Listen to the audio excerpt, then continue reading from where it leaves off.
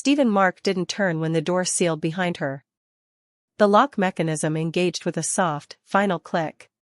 He spoke without looking, voice smooth as aged whiskey and twice as dangerous. "Pull everything on Deborah Barrett." By dawn, the file lay open on his mahogany desk. Marcus, his head of security, set down a second folder beside it. Stephen lifted the first page with one hand, the scar on his knuckles catching the amber light from the desk lamp. Deborah Barrett, 29, former pharmaceutical sales rep, married 3 years, filed for restraint order twice, both withdrawn. Left her husband's residence 11:47 p.m., March 14. His eyes stopped on the next line. Emergency room visits, 7 in 2 years. Injuries consistent with domestic violence. Last known location, Interstate 5, heading north. Something in his chest tightened. She'd been running. From pain. From fear. From a man who didn't deserve the title of husband. His jaw flexed once, barely perceptible. "Show me the timeline," he ordered. Marcus tapped the document. "Your contract with Barrett Medical Supply, signed 3 years and 2 months ago. Her husband, Richard Barrett, is the owner. He defaulted 6 weeks ago. The debt, $340,000. Stephen leaned back slowly, the leather chair exhaling beneath him. 3 years ago. The contract signing. The woman at the reception desk with tired eyes and a forced smile. The way she'd flinched when her phone rang. The bruise on her wrist she'd covered with long sleeves in summer. His hand curled into a fist on the armrest. Something inside him, something cold and calculated, shifted. Interest powerful enough to rewrite the rules. "Did you locate her?" he asked, voice tight. Marcus nodded. "We intercepted her at the county line. She's in the East Wing now, sir." "Sedated, as you ordered." Stephen closed his eyes briefly, seeing her again, the determination in her sprint toward freedom, the terror when his men stepped from the shadows, the exact moment hope died in her eyes. A woman who'd fought so hard to escape one cage, only to wake in another. "Deborah," he whispered. The name felt dangerous in his mouth. Too intimate. He opened his eyes. "When she wakes, I meet her personally." Marcus hesitated. "Sir." "Personally," Stephen repeated, each syllable a period at the end of a sentence that couldn't be rewritten. "Yes, sir." Hours later, the morning light crept over the mansion, illuminating bars that looked like art, and chains that gleamed like jewelry. The bruise on Deborah's ribs screamed with every breath, but she didn't slow down. Her bare feet slapped against wet pavement, the cold March rain soaking through her thin sweater until it clung to her skin like a second layer of fear. Behind her, the house, that suffocating monument to her mistake, disappeared into the darkness. She'd left everything. Her phone, her wallet, the wedding ring that had felt more like a shackle than a promise. All that mattered was the distance growing between her and Richard's fists. The interstate entrance loomed ahead, a concrete salvation lit by flickering yellow lights. Deborah's lungs burned as she stumbled toward it, her hand clutching the torn pocket where she'd hidden $200 in cash. Enough for a bus ticket. Enough to disappear. "Just get to the station," she whispered to herself, the mantra keeping her legs moving. "Just get to the station and you're free." A semi-truck roared past, its horn blaring, and she pressed herself against the guardrail. The wind from its passage nearly knocked her over, but she caught herself, pushing forward. The county line was only 3 miles north. Once she crossed it, Richard's reach would end. His lawyer, his cops, his friends who turned blind eyes to her split lips, none of them would follow. Freedom tasted like rain and iron and the blood from her bitten lip. The bus station's lights appeared through the downpour like a constellation, and something inside Deborah's chest cracked open. A sob tried to escape, but she swallowed it down, forcing her trembling legs into a run. Almost there. Almost safe. She was 50 yards from the entrance when the black SUV rolled to a stop in front of her. Deborah froze. The vehicle sat there, idling, blocking her path like a predator that had been waiting all along. Rain drummed against its glossy exterior, and she could see nothing through the tinted windows, only her own reflection, wild-eyed and desperate. No, she breathed. Richard had found her. He always found her. The passenger door opened. A man stepped out, tall and dressed too well for this part of town. Not Richard. This man moved with a different kind of danger, controlled and patient. Two more figures emerged from the back, flanking her before she could think to run. Mrs. Barrett, the first man said, his voice professionally polite in a way that made her skin crawl. Mr. Mark would like a word. I don't know any. Your husband does. He produced an umbrella, holding it over her as if this were a courtesy and not a kidnapping. Please. The car is more comfortable than the rain. Deborah looked at the bus station, so close she could read the departure times through the window. Then at the men surrounding her with the casual stance of people who'd done this 1,000 times before. The umbrella tilted, rain spattering her face. She'd escaped one monster tonight.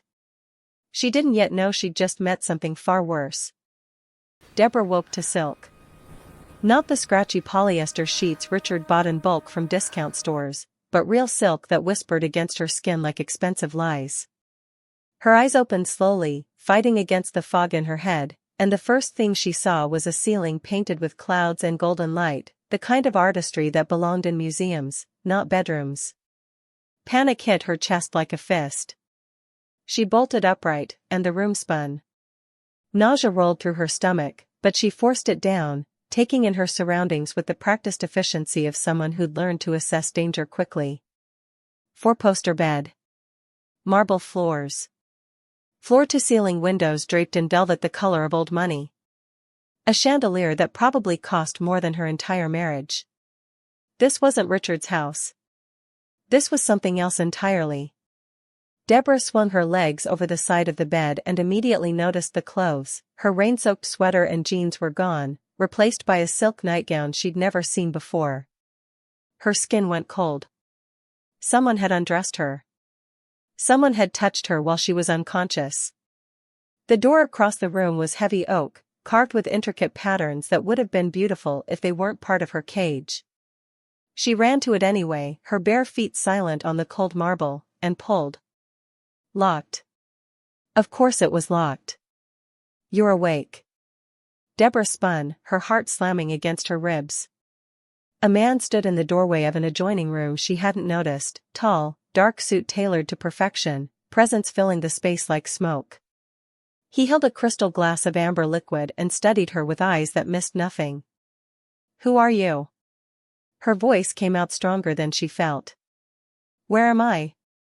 Stephen Mark. He took a slow sip, unbothered by her fear. And you're in my home. Your men kidnapped me. My men intercepted you, he corrected, moving into the room with the casual confidence of someone who owned everything he saw. Including her. There's a difference. Deborah backed against the door, her fingers finding the handle again, twisting uselessly. Let me go. I don't have anything to do with you. I don't even know you. No. Stephen set his glass down on a side table with deliberate care. But your husband knows me very well. Richard Barrett owes me $340,000. A business arrangement that he defaulted on 6 weeks ago. The number hit her like cold water. That's not my debt. I'm not responsible for. You became responsible the moment you signed a marriage certificate. He stepped closer, and she pressed harder against the door. Richard seems to have disappeared. Run, actually. Much like you were attempting to do. Unfortunately for you, he used every asset he had as collateral for his loan. Including his wife. The word hung in the air between them, ugly and absolute. I'm not an asset, Deborah whispered. Stephen's expression didn't change, but something flickered in his eyes, amusement, maybe, or pity. Neither option offered comfort. In my world, Mrs. Barrett, everything has a price. He gestured to the opulent room surrounding them. Welcome to yours. Stephen left her alone for 3 hours before Deborah decided she'd rather die trying than rot in silk sheets. The door remained locked, but the windows weren't barred. She studied them carefully, noting the height, 3rd floor, maybe 4th, and the manicured gardens below that looked soft until you realized how far down they were. Escape through glass and gravity wasn't escape. It was suicide with a view. She turned her attention to the room itself, searching for anything useful. The closet held clothes in her exact size, tags still attached. Designer labels she'd only seen in magazines Richard called frivolous. The bathroom was marble and gold fixtures, stocked with toiletries that cost more than her monthly grocery budget used to allow. Someone had prepared the space for her specifically, and that realization made her skin crawl. When the lock finally clicked open, Deborah didn't wait for permission. She stepped into the hallway, her borrowed slippers silent on hardwood floors that gleamed like dark water. The mansion stretched in both directions, a maze of wealth and shadow. She chose left arbitrarily and walked. Every door she passed was closed. Every window she checked was sealed.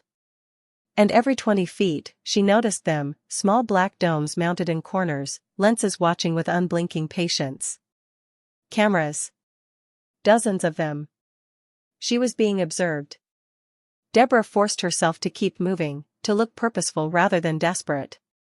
The hallway opened into a grand staircase that curved down into a foyer large enough to hold her entire former house. She descended carefully, hand trailing along the banister, eyes scanning for exits, for weapons, for anything that might give her an advantage. That's when she saw the study door, slightly ajar, light spilling across expensive rugs. She shouldn't have looked. Should have kept walking, kept searching for a way out. But something pulled her forward, instinct or stupidity, she couldn't tell which. Deborah pressed her palm against the door and it swung open silently. The study was all leather and mahogany and the smell of old books. But what stopped her breath wasn't the luxury. It was the wall. Photographs. Dozens of them, tacked to a corkboard like evidence in a detective's obsession. And every single one was of her. Deborah at the grocery store. Deborah leaving her doctor's appointment. Deborah sitting in her car outside Richard's office, hands gripping the steering wheel, face turned toward a window, captured in a moment she didn't remember. Some photos were recent, last week, last month. Others were older, the color slightly faded. 3 years of surveillance stared back at her. You weren't supposed to see that yet. Stephen's voice came from behind her, and Deborah spun, her heart a wild thing trying to escape her chest. He leaned against the doorframe, arms crossed, expression unreadable. You've been watching me. Her voice shook despite her best efforts. This whole time. Even before. Before your husband's death? Stephen pushed off the frame and entered the study. Yes. Why? He moved to the wall, studying the photographs like an artist admiring his own work. His finger traced the edge of one image, Deborah in a summer dress, a rare smile on her face before Richard had learned to destroy those too. Because, Stephen said quietly, some things are worth more than money. And I always collect what I want. The service entrance was supposed to be her salvation. Deborah had spent 2 days mapping the mansion's layout, memorizing guard rotations, noting the 15-minute window when the kitchen staff changed shifts. She'd played the obedient captive, eating the meals they brought, wearing the clothes they provided, speaking only when spoken to. All while counting cameras, testing locks, searching for the single weakness every prison had. She found it at 3 a.m. on the 3rd night, a door near the kitchen that led to the delivery area, secured by a simple deadbolt instead of the electronic systems that guarded everything else. Old construction meeting new money. An oversight in Stephen's fortress. The hallway was dark when she slipped from her room, the stolen butter knife clutched in her sweating palm. Not much of a weapon, but it was something. The marble floor was ice against her bare feet as she moved, each step measured, controlled, silent. The service corridor smelled like industrial cleaner and yesterday's bread. Deborah's heart hammered so loudly she was certain it would wake the entire house, but she kept moving. Past the kitchen. Past the storage rooms. Toward the door that promised freedom. Her fingers found the deadbolt and pulled. It didn't budge. She pulled harder, panic rising in her throat. The bolt was old, probably rusted, but it had to move. It had to. She braced her foot against the wall and yanked with everything she had, and finally, metal scraped against metal and the bolt slid free.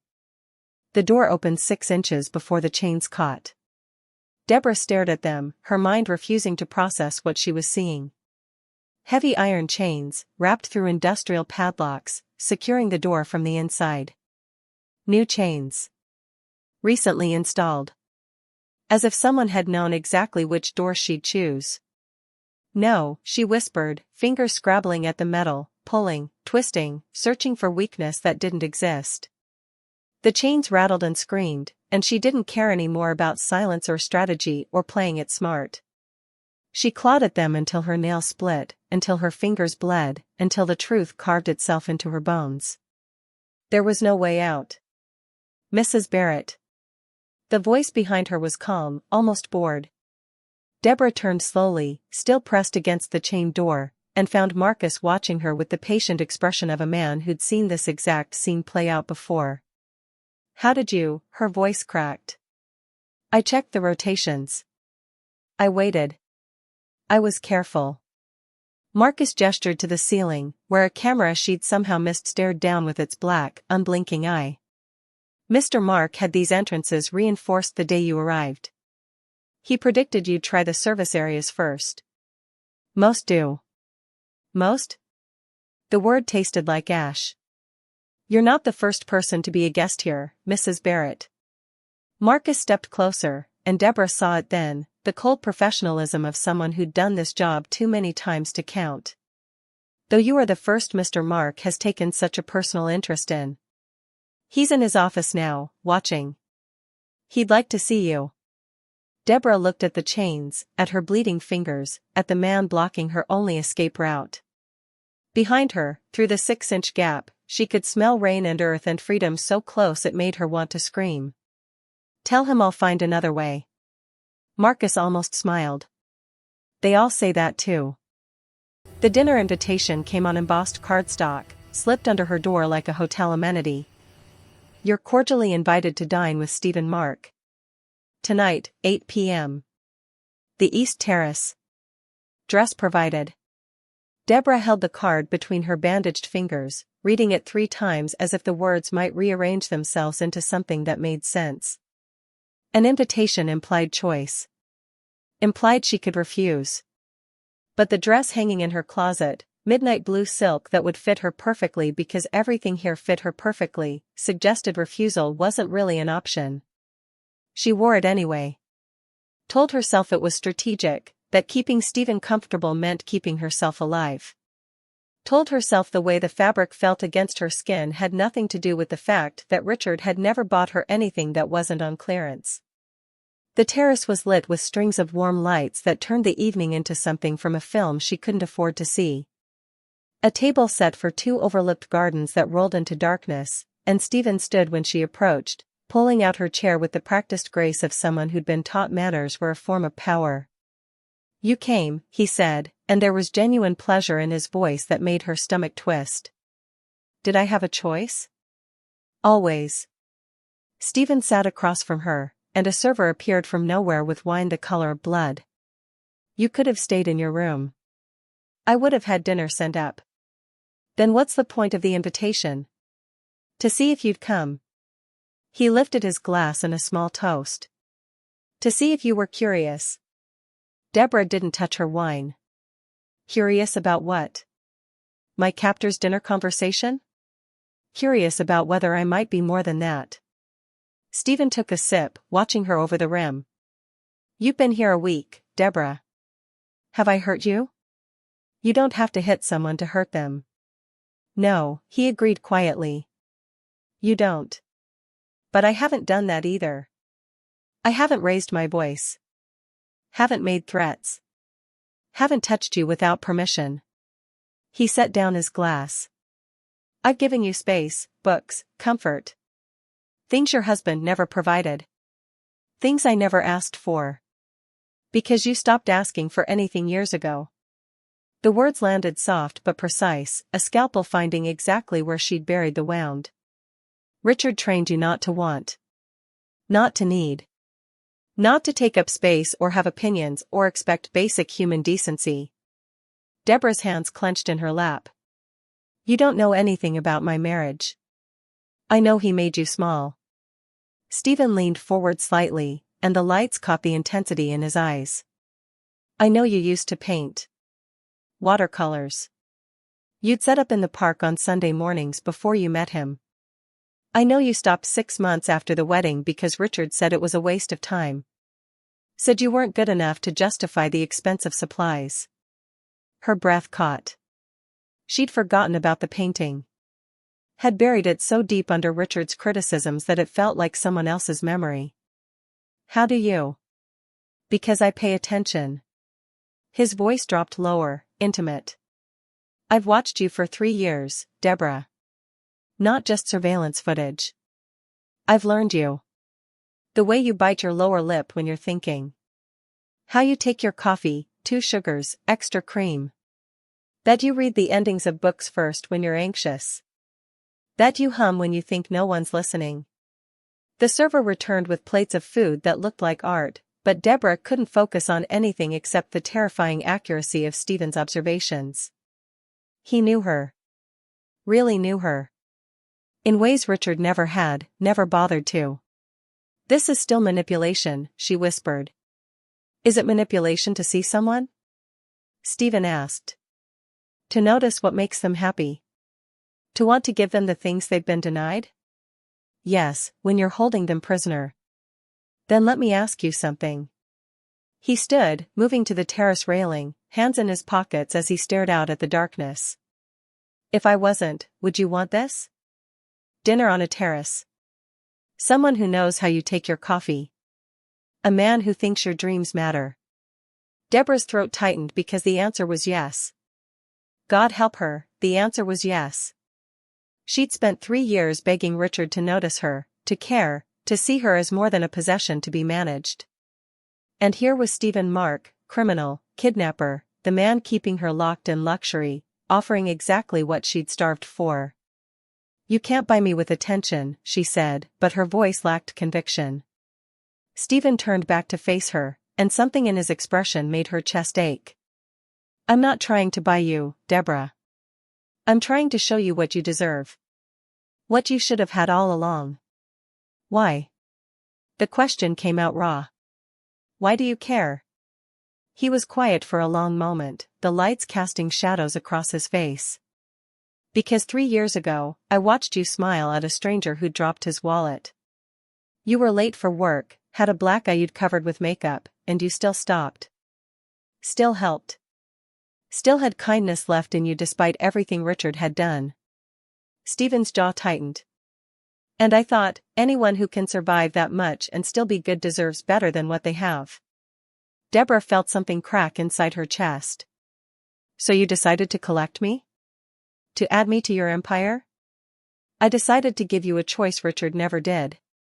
Stephen moved closer, stopping just out of reach. Stay. Not as a prisoner, but as someone under my protection. 6 months. I'll give you everything he withheld, safety, respect, the space to remember who you were before he broke you down.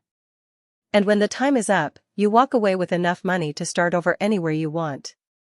No strings. No debt. And if I refuse? Then you refuse. His voice was steady. But think carefully about what you're refusing. Think about where you'll go. Richard is still out there. Still looking. Still believing you're his property to reclaim. Stephen paused. Here, you're under the protection of someone with the resources to keep him away. Out there, you're alone. The truth of it settled over her like the silk dress, beautiful and suffocating and undeniable. She had nowhere to go. No money. No support system Richard hadn't systematically dismantled. Freedom was a fantasy she'd been chasing without a plan. At least here, the monster was honest about what he wanted. I need time, Deborah said finally. Stephen nodded, understanding in his eyes. Take all the time you need. the offer stands. He left her on the terrace with untouched wine and cooling food, and Deborah sat there long after the lights dimmed, wondering when exactly she'd started thinking of the mansion as safer than the world outside its walls. The file was sitting on the library table when Deborah came in for her morning coffee. Plain manila folder, unmarked, positioned exactly where she'd left her bookmark the night before. Someone wanted her to find it. Someone wanted her to look. She should have walked away. Should have called for Marcus or Stephen or whoever was monitoring the cameras she'd learned to ignore. But her fingers were already on the folder, already lifting the cover, already betraying her with their curiosity. The first document was a bank transfer. $340,000, wire transfer initiated 4 months ago from Barrett Medical Supply to one of Stephen's shell corporations. Her eyes scanned the details twice before the truth settled into her bones like poison. Richard hadn't defaulted on the debt. He'd never intended to pay it at all. The second page was worse, a contract, signed in Richard's distinctive scrawl. Loan terms, payment schedules, and buried in the legal language of paragraph 7, a collateral clause that made her stomach turn. In the event of default, the borrower agrees to provide the lender with comprehensive information regarding the whereabouts and daily routines of Deborah Michelle Barrett, including but not limited to. Her hands shook as she turned to the third page.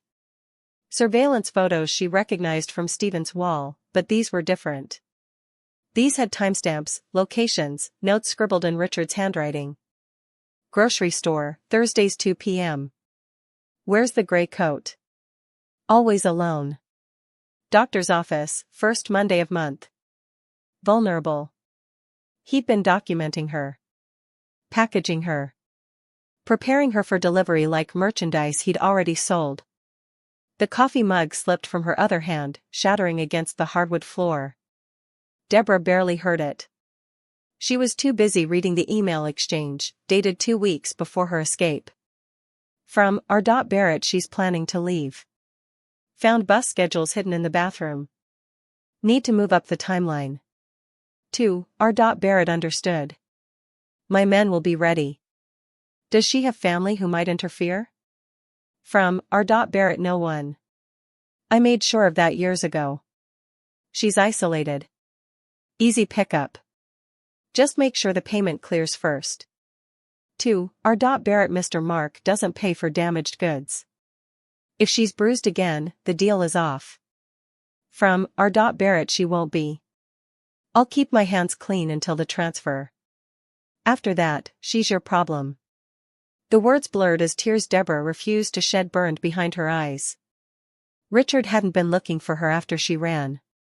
He'd known exactly where she'd be because he'd told Stephen's men where to wait. Her escape had never been an escape at all. It had been a transaction he'd orchestrated, timed, profited from. She'd been sold. You weren't supposed to see those yet. Stephen's voice came from the doorway, and Deborah spun on him with a fury that had been building for 3 years and finally found its target. You paid him, she said, her voice low and dangerous. You paid Richard to tell you where I'd be. My own husband sold me to you like livestock, Stephen finished quietly. Yes. That's exactly what he did. And you just went along with it? You paid him $300,000 for information about his wife? No. Stephen stepped into the library, glass crunching under his shoes. I paid him $340,000 to ensure he'd never touch you again. The loan was real. The default was real.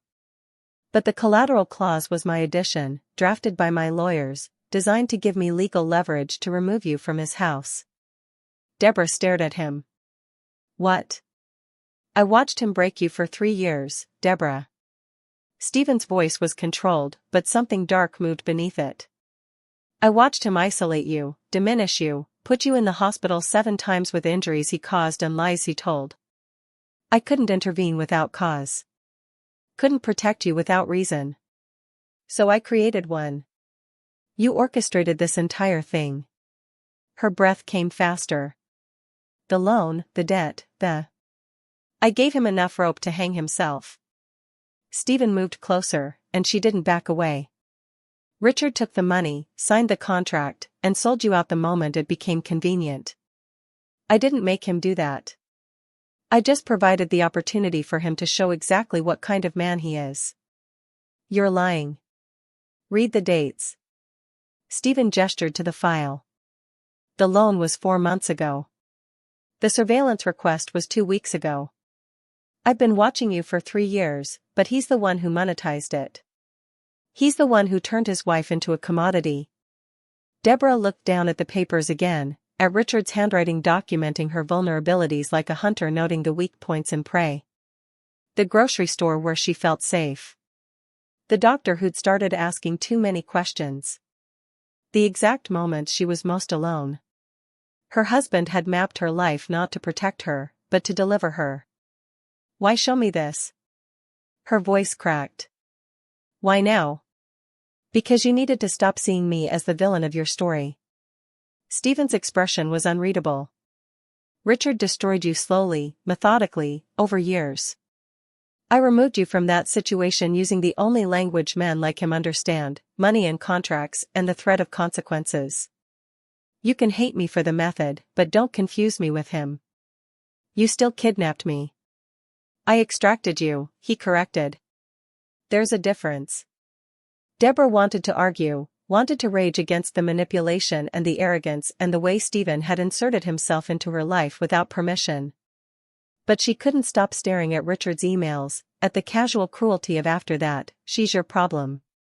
As if 3 years of marriage meant nothing. As if she'd never been anything more than an asset to be liquidated when convenient. He was going to let me go, she whispered. I thought, when I ran, I thought he'd come after me. I thought he'd be angry. But he wasn't planning to follow at all. He'd already gotten rid of me. Yes. Stephen's voice softened slightly. And if my men hadn't intercepted you first, you would have made it to that bus station alone, unprotected, with Richard's debt still attached to your name. His creditors would have found you eventually. They always do. The betrayal hit her in waves. Not Stephen's betrayal, she'd never trusted him. But Richard's. Her husband had spent their entire marriage making her believe she was nothing without him, that leaving would be impossible, that she needed his permission to breathe.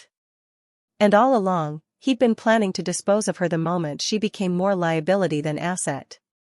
Deborah's hands curled into fists, the bandages from her escape attempt stark white against her dark skin. Anger poured through her veins like electricity, hot and clarifying and finally directed at the right target. Where is he? She asked. Stephen's lips curved into something that wasn't quite a smile. Richard? Last I heard, he was in a motel outside Nevada, spending the money I paid him. Why? Because I want him to know I survived. Deborah's voice was steel wrapped in silk. I want him to know that his plan failed. That selling me was the biggest mistake he ever made. And what will you do with that anger?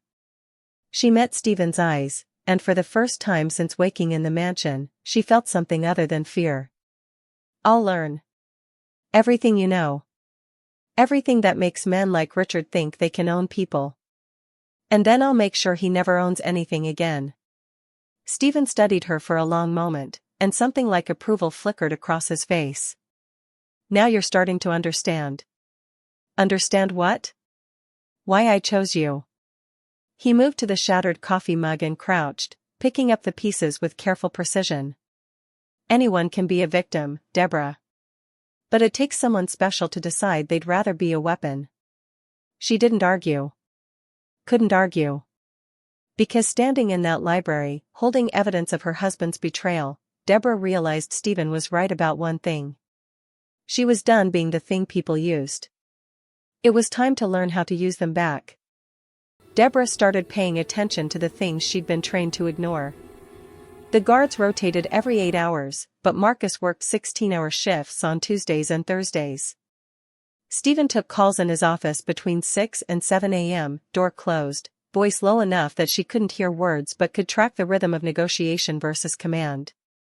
The housekeeper, Maria, had a daughter in college who needed tuition money and looked away whenever Deborah asked questions about the locked rooms on the 4th floor. She stopped testing doors and started testing people instead. It began small. A smile for the chef who prepared her meals. Questions about his family, his training, where he'd worked before the mansion. He was Moroccan, had worked in Paris, missed the food scene but appreciated the stability Stephen provided. More importantly, he had access to every room in the house for meal deliveries and never got searched by security. Information was a currency. Deborah was learning to spend it wisely. "You're different," Stephen said one evening, finding her in the library with a book she wasn't reading. She'd been watching the guard patrol patterns through the window, counting seconds between passes. "Different how?" Deborah didn't look up, keeping her tone casual. "Calmer. Less desperate." He moved into the room, and she felt his attention like heat on her skin. "You've stopped trying to escape." "Maybe I realized it's pointless." She turned a page she hadn't read. "Or maybe I'm just tired." Stephen sat in the chair across from her, studying her face with the intensity that had once terrified her. Now she met his gaze, held it, let him see whatever he wanted to see. Let him think he'd won. "Or maybe you're planning something," he said quietly. "With what resources?" Deborah closed the book, finally looking at him directly. "You control everything. The guards, the money, the information. I'm just a woman in a very expensive cage. What exactly could I be planning?" "That's what concerns me." Stephen leaned forward slightly. "The desperate ones are predictable. They run, they fight, they break. But the calm ones, they're dangerous." "Then maybe you shouldn't have shown me Richard's files." She let the words land soft but deliberate. "Maybe you shouldn't have made me angry." Something flickered in Stephen's expression, not quite concern, but close. "The anger was necessary. You needed to redirect it." "And I have." Deborah stood, moving to the window where she'd been counting patrol patterns. "I'm not angry at you anymore, Stephen. I'm angry at the system that created men like Richard. Men who think women are commodities. Men who measure worth in contracts and collateral. And what do you plan to do with that anger?" She turned back to him, and the smile she gave was careful, calculated. "Learn from the best, apparently. You offered to teach me how your world works. I'm accepting." Stephen went very still. "Why?" "Because knowledge is power." Deborah moved closer, watching his reaction. "You said anyone can be a victim, but it takes someone special to be a weapon. I want to be sharp enough that no one ever treats me like property again." "And you think I'll just hand you that knowledge? Show you the inner workings of my organization? I think you've been waiting for me to ask." She sat on the edge of his chair's armrest, close enough to be bold, far enough to retreat. "You didn't bring me here to be another decorative piece in your collection. You brought me here because you saw something. So show me what you saw. Teach me what you know. Make me understand the game." Stephen's jaw tightened, and Deborah knew she'd hit something true. He'd been documenting her for 3 years not because she was beautiful or available, but because he'd recognized something in her, some quality he wanted to cultivate or control or claim. "What makes you think you can handle it?" he asked. "What makes you think I can't?" She held his gaze. "I survived Richard for 3 years. I survived poverty before that. I survived every system designed to break women like me. Your world can't be worse than what I've already endured." "It's not about endurance." Stephen's voice dropped lower. "It's about ruthlessness. About making choices that cost other people their lives. About becoming exactly what you claim to hate. Then teach me the difference." Deborah leaned in slightly. "Teach me how to use power without becoming Richard. Show me how to be dangerous without being cruel."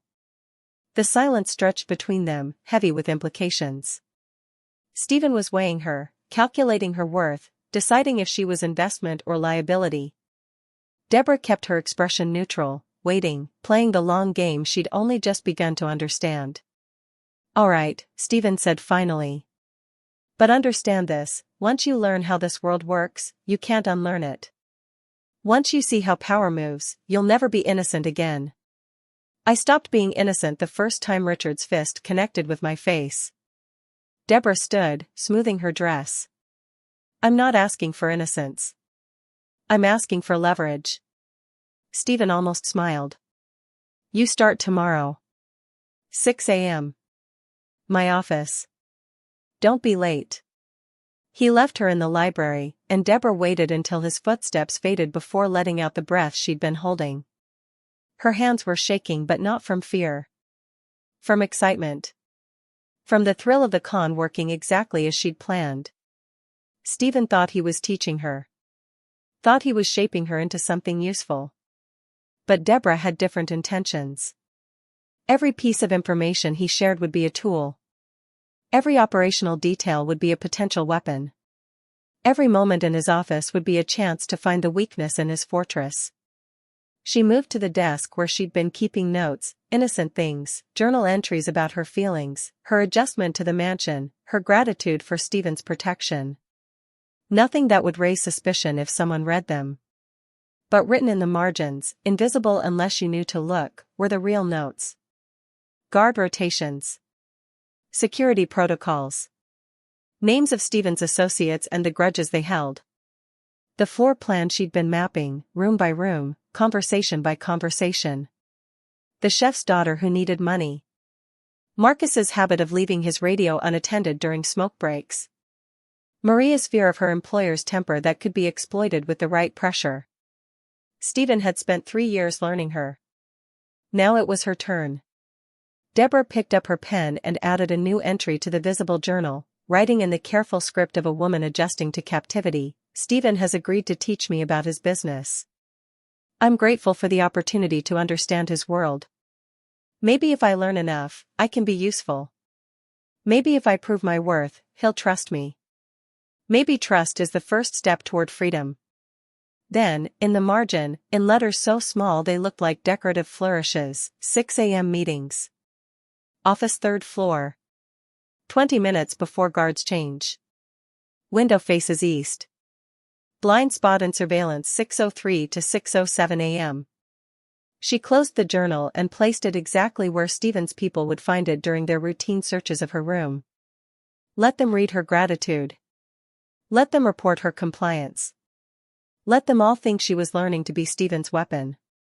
They'd never suspect she was forging her own blade.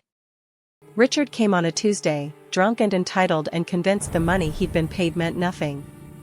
Deborah heard the commotion from Stephen's office where she'd been studying financial ledgers, learning how money moved through shell corporations like water through cupped hands.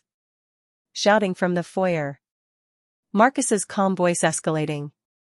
Then Richard's distinctive snarl, the one she'd learned meant violence, was 3 seconds away. Where is she? Where's my wife? Stephen's expression went cold. He pressed the intercom. Bring him to the study. Carefully. Stephen, Deborah started. Stay here. He moved to the door, and she saw the gun he pulled from his desk drawer, checked, holstered at the small of his back. Lock this door behind me. Don't open it for anyone but Marcus. But Deborah didn't stay. Didn't lock the door. She'd spent 2 weeks learning the mansion's secrets, and she knew the study shared a wall with a servants' corridor that had a grate for ventilation. She could hear everything. She pressed herself against the wall in the darkness, listening. You can't keep her. Richard's voice was slurred but venomous.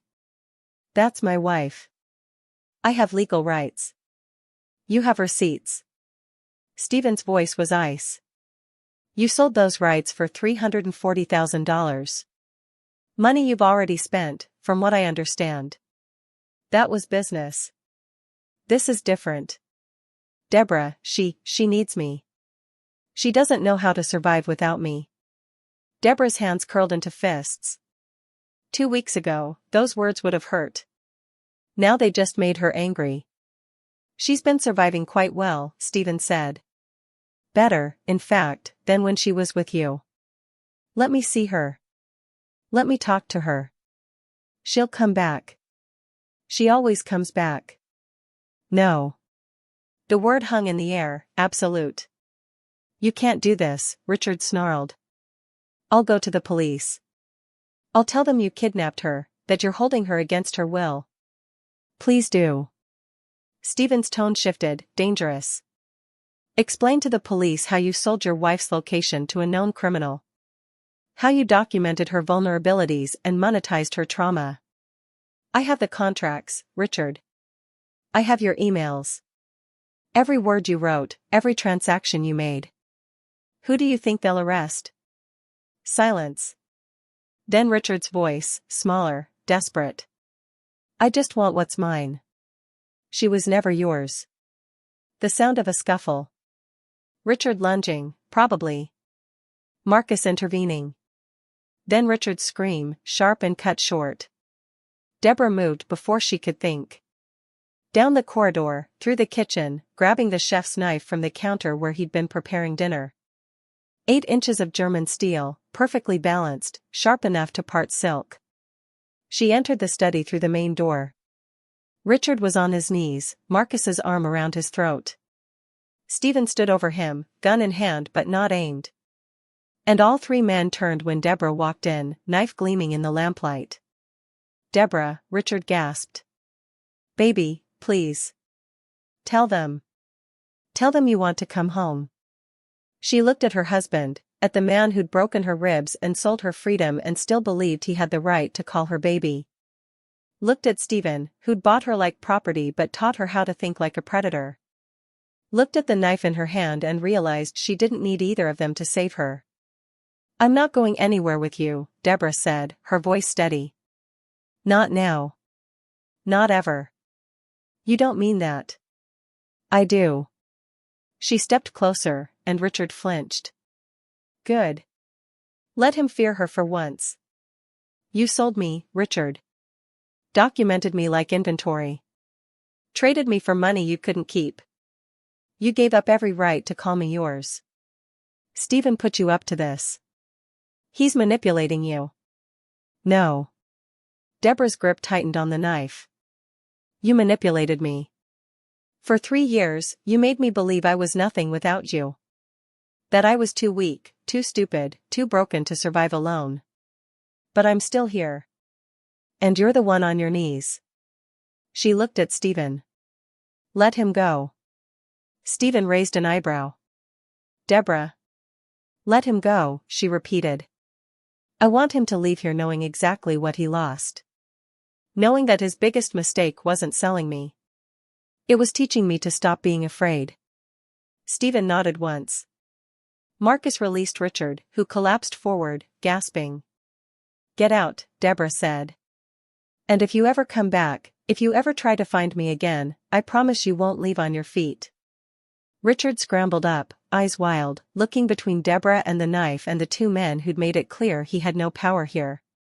He backed toward the door, and Deborah followed, blade steady. You've changed, Richard whispered. Yes, Deborah agreed. I have. She watched him run, listened to his car peel away into the night. Then she set the knife on Stephen's desk and finally let herself breathe. Are you all right? Stephen asked quietly. Deborah looked at him, at the gun he'd been willing to use, at the protection he'd offered that came with chains of its own. Ask me that question in 6 months. When our arrangement is over. When I'm actually free to answer honestly. Stephen's expression shifted into something that might have been respect. Fair enough. But they both knew the truth now. Deborah wasn't waiting 6 months. She was counting down to something else entirely. The FBI arrived at dawn, 23 days after Richard's visit. Deborah watched from her window as the convoy of black vehicles rolled through gates that had never been breached, carrying warrants that had taken weeks to orchestrate.